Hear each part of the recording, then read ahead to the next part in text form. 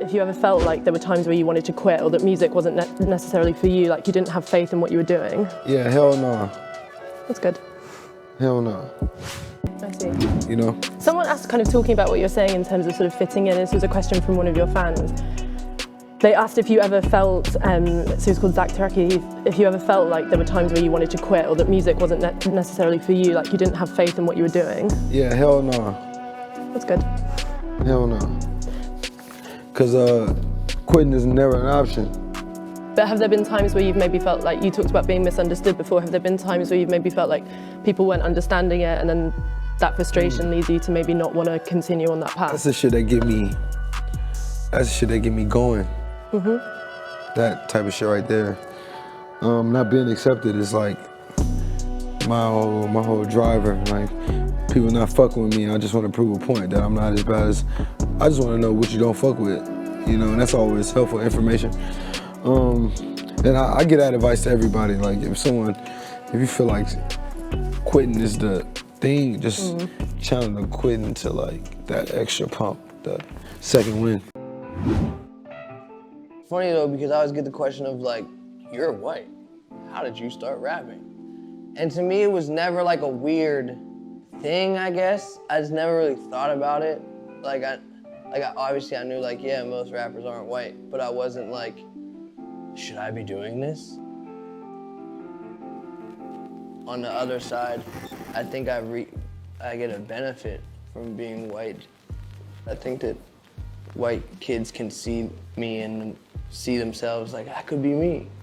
So I mean, I think that was a huge boost for me. And a guilty thing when I was coming up, like, oh fuck, am I only here because I'm white? Is that the only reason? So yeah, I think I had to prove to myself that I was more than just a white guy that is lucky because he's white. Yeah, am I a real rapper? Yeah. That's what I am, I'm out here. I completely have confidence in my ability. I'm not tripping on having to overflex for anything. I have accomplishments and they speak for themselves. And I have music and it speaks for itself. Man, I must be a real rapper.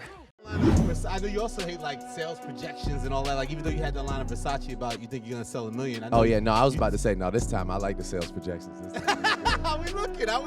Drizzy Drake doing 1 million? We doing good? No, I don't know. I mean, like it's whatever. You know, if I do 900, is that a loss? You know, like I don't know. Like what? Who cares? You know, it's just like, do you like the music or do you not? Are you coming to the shows to enjoy yourself and let loose?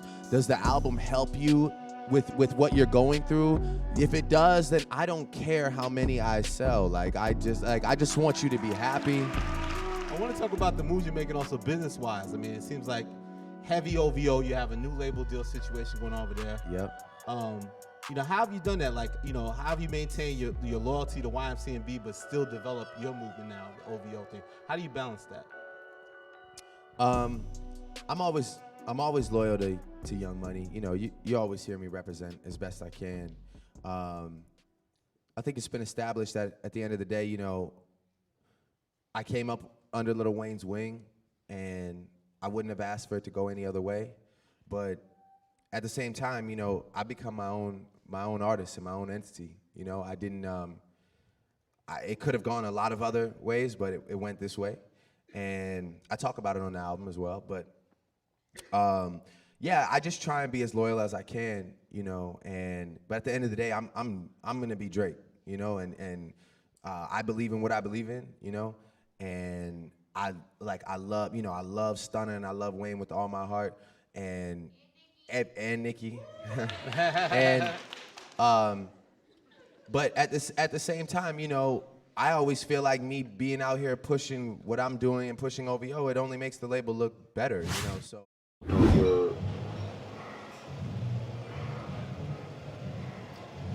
Define success for yourself early, and it can change, it's okay, but just like know that like success is something that you define for yourself, and it can't really be defined by anybody else for you, because everybody else kind of full of shit. And you know, you really have to believe in yourself, and not in a like believe in yourself way, but like in a like know what you're getting out of it. Like you can't change a lot of things around you, and like a lot of people are going to tell you a lot of a lot of things, you have to have faith in yourself and have, like, you know, good friends around you. So I would just say, like, you know, be good to yourself. Like, believe in yourself, do what you want, and be, like, cool with it. Be okay, like, with that. Like yourself, you know. like you should be, like, nobody should ever, like, you should never put out something and be like, this isn't a good whatever. I think it's whack, like, that, like, Macklemore's like, oh, this album shouldn't have won, like, Kendrick, you should have won. I'm like, that's whack. Like, if you believe in that album, you should be like, I thought my album was better. Because, like, that's the thing, I think my album's, like, the best. I love my album. I think it's dope. Like, if I was a kid, I'd be like, this album's the truth. Like, why not like your own stuff? So that's all it is. I just do things I think is cool, man, and it works out. You know, the carnival was just the idea. Huge. It was just the idea, because I like carnivals. I was like, what if we did that? And then what about people that said don't, like, man, carnival? You know what I'm saying? Because even when we were giving tickets away, we were like, never be around those people. Please say never. that. And it's even people on the internet. Like, it's the same thing. Those people just want to feel important because their life isn't going great. Yeah. I had someone tell me the other, oh, you're so immature.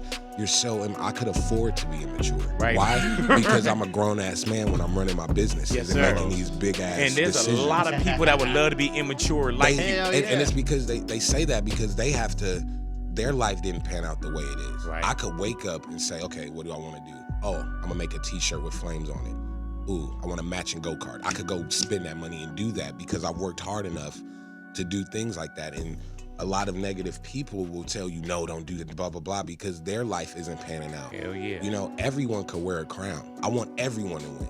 So, you know, I don't like telling people what they can or cannot do, because I think everybody could do whatever they want if they really believe it.